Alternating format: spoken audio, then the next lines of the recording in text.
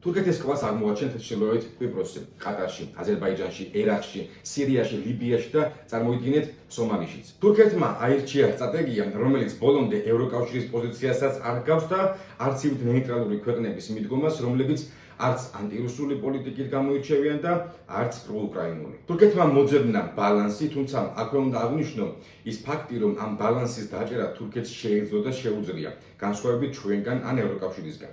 და რუსული აგრესიის დაწყების დღიდან უკრაინის მხარდამჭერია, მაგრამ არ უერთდება რუსეთის წინააღმდეგ დაწესებულ სანქციებს. ასევე შავ ზღვაში არ მისაუბრება რუსულ გემებს მისი სრუტეების გავლით შესულიყვნენ და უკრაინისთვის დამატებითი საფრთხეები შეექმნათ. ამ მიდგომიდან გამომდინარე, ცდილობდა დაპირისპირებულ მხარეებს შორის ყოფილიყო შუამავალი და ასეთი მცდელობაც იყო, როდესაც 2022 წელს სტამბოლის სამიტზე მხარეები თითქმის შეთანხმდნენ და აწერდნენ ხელს, მაგრამ ბოლო წამს უკრაინამ უარი განაცხადა და ფაქტობრივად კაპიტულაცია აიგიდა. მიუხედავად მარტის მოლაპარაკებების წარუმატებლობისა, თურქეთის შუამავლობით მოხერხდა შავი ზღვის მაწვეულის შეთანხმება, რითაც მიეცათ უკრაინელ ფერმერებს შესაძლებლობა თავიანთი პროდუქცია თურქეთის საშუალებითა და თურქეთის დაცვისა და მონიტორინგის ქვეშ გაეტანათ ექსპორტზე. ბოლო პერიოდში თურქეთი უფრო აქტიურად ჩაერთო პროცესში. ერდოღანი სამ მნიშვნელოვან საკითხს ეხება. ემხრობა უკრაინის ნატოში გაწევრიანებას, მხარს უჭერს უკრაინის ტერიტორიულ მთლიანობას და მის სრულად დადგენას. ამ ეტაპზე თურქეთი არ განიხილავს რუსული ანექსირებული ტერიტორიების აღიარებას როგორც რუსეთის ნაწილად. და თურქეთი უკრაინას სთავაზობს უსაფრთხოების გარანტიებს ომის დასრულების შემდეგ.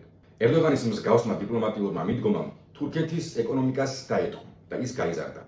რუსეთის გაზი და ნავთობი თურქეთის გავლით ახერხებს სანქციებისთვის თავის არიდებას და შესაბამისად ამ ტრანზიტში თურქეთი დიდ ფულს გამოიმუშავებს. გარდა ამისა, თურქული სამხედრო მრეწველობა საუკეთესო პერიოდს გადის და დიდი მარაგებით ახერხებს უკრაინისთვის სამხედრო აღჭურვილობის დრონების წარმოებას მიყიდვას.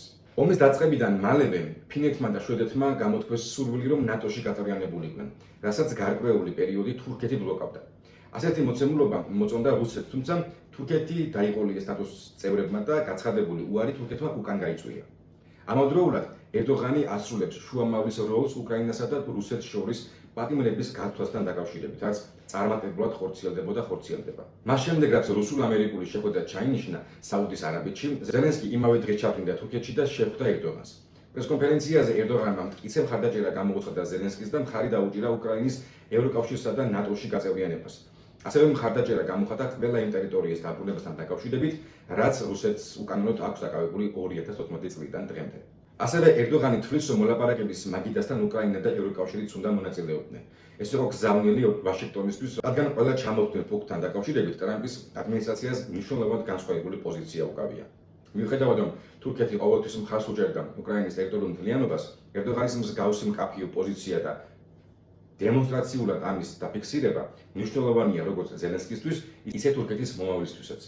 მას შემდეგაც აშშ-ის პოზიცია ევროკავშირისგან განსხვავებულია და ევროკავშირის უსაფრთხოების საკითხი დღის წესრიგში დადგა, საჭირო ხდება აშშ-ის ძალების ჩანაცვლება და ევროკავშირის გაძლიერება, რათა საკუთარ უსაფრთხოებას დამოუკიდებლად მიხედოს.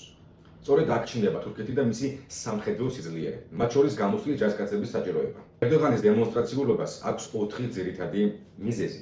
ერდოღანი ცდილობს შეინარჩუნოს შუამავლის როლი და ნათლად წარმოაჩინოს, რომ ტრამპის პოლიტიკას ხაზს არ მიჰყვება. სურს გახდეს საერთაშორისო ძალების ნაწილი, არ მოწონს ტრამპისა და პუტინის ახლო ურთიერთობა, რაც გაეროს რეზოლუციაშიც ძალიან სასახად გამოჩნდა.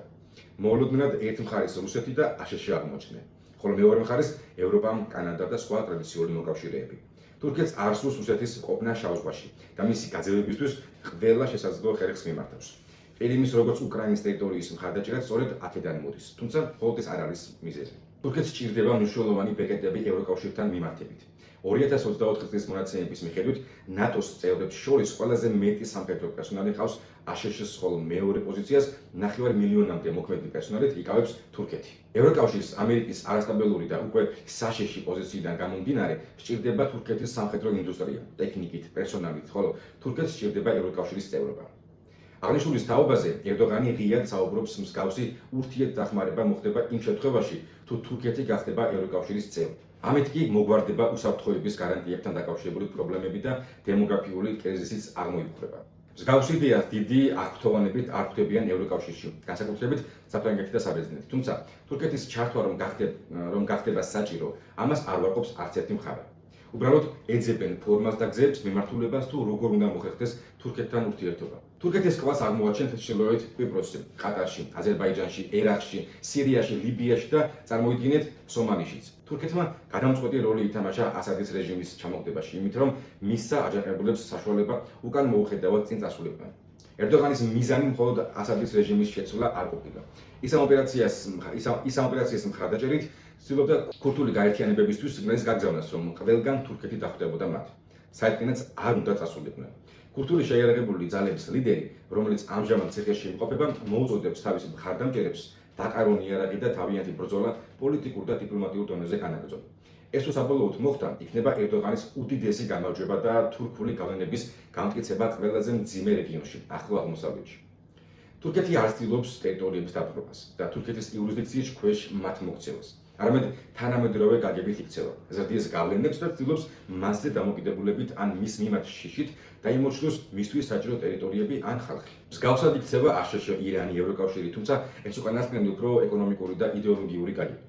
ამ ქვეყნების მსგავსად თურქეთი ცდილობს თავისი რბილი ძალის გავრცელებას ზემოთ ჩამოხდურ ქვეყნებში. რბილ ძალასთან ერთად სამხედრო თვალსაზრისითაც ხდის ქვეყნებს მასზე დამოკიდებულს, აფინანსებს შენობების აშენებას, სკოლების მოწყობას და ასე შემდეგ. მაგალითისთვის, ლიბიაში პოლიტიკურ და სამხედრო ხელმძღვანელობას შორის მიმდინარეობდა დაპირისპირება, რასთან დაკავშირებითაც თურქეთს თავისი პოზიცია ჰქონდა და გააჩნდა. რაც განსხვავებული იყო რუსეთისგან, საუდის არაბეთისგან და ეგვიპტის პოზიციისგან. თუმცა ამის სანაცვლოდ თურქეთმა ლიბიის ხელისუფლებისგან მიიღო სარფიანი შეთანხმება ენერგიის წარმოებასთან და მიღებასთან დაკავშირებით. ენერგიის გარდა სხვა მნიშვნელოვან საკითხებშიც ჩაერთო თურქეთი, როგორიცაა ჯანდაცვა, სამთო-მოპოვებითი სამუშაოები და სხვა. რითაც ხმელთაშუა ზღვაში თავისი გავლენის ზონა მნიშვნელოვნად გაზარდა. თურქეთი მნიშვნელოვნად დაეხმარა აზერბაიჯანს ყარაბაღის დაბრუნებაში სომხეთისგან, დრონებით, ინფორმაციის დროულად მიცემით და ასე შემდეგ. ამ ქმედებით სამხრეთ კავკასიაში კიდევ უფრო მეტად გაზარდა თურქული გავლენა და შესაბამისად შემცირდა რუსეთის დამოკიდებულება და გავლენა აი ამ რეგიონის მიმართ. გარდა ამისა, სომალიში იმყარებს თურქეთი თავის პოზიციებს. იღებს უფლებას ჩაატაროს სომალის საზღვაო წყლებში წვრთნები და მიიღოს მონაწილეობა მოპოვებით სამუშაოებში. სომალის ტერიტორია კი მნიშვნელოვანია როგორც რესურსების მხრივაც, ისე სტრატეგიული მნიშვნელობით. თურქეთი ეტაპობრივად ყალიბდებოდა და ყალიბდება დიდ გეოპოლიტიკურ მოთამაშით, რომელიც ქმნის და ღვეძს საკუთარ წარმოებას, ზრდის ექსპორტს, მნიშვნელოვნად ავითარებს სამხედრო წარმოებას, მაგალითად ბაირაქტარი და ზრდის საკუთარ გავლენებს ყველგან, სადაც შეუძლია. შავ ზღვაში ბატონობას ლამობს და გარკვეულწილად ახერხებს კიდეც. რადგან ნებისმიერი გემის სამხედრო თუ კომერციული ბოსფორისა და დარდანელის სრუტის გავლით უნდა გავიდეს. შესაბამისად, საჭიროა თურქეთის ნებართვა. გარდა ამისა, თურქეთი შავ ზღვაში გაზისა და ნავთობის უზარმაზარ მარაგს პოულობს, რომელთაც სრულყოფილად მოპოვებით სამქმიანობას 2028 წლიდან დაიწყებს. რითაც კიდევ უფრო მეტად გაზრდის მასზე მოთხოვნას და მასთან თანამშრომლობის სურვილს, როგორც ევროკავშირის მხრიდან, ისე სხვა რეგიონებიდანაც. თურქეთი დიდ თამაშს თამაშობს, თუმცა ეს თამაში ასე უხმოდ გაგრძელდება თუ სადვე მნიშვნელოვან ნამნეგობა შეხვდება, ამას ვნახავთ. თურქეთი ყალიბდება როგორც ვთქვათ ძალიან დიდ ძალად და მას ჭირდება ბალანსი. და ეს ბალანსი ვინ ან რომელი სახელმწიფო თუ გაერთიანება აღმოჩნდება, ამას მართლაც რომ ძალიან მალე თუ არა უახლოეს პერიოდში ვნახავთ.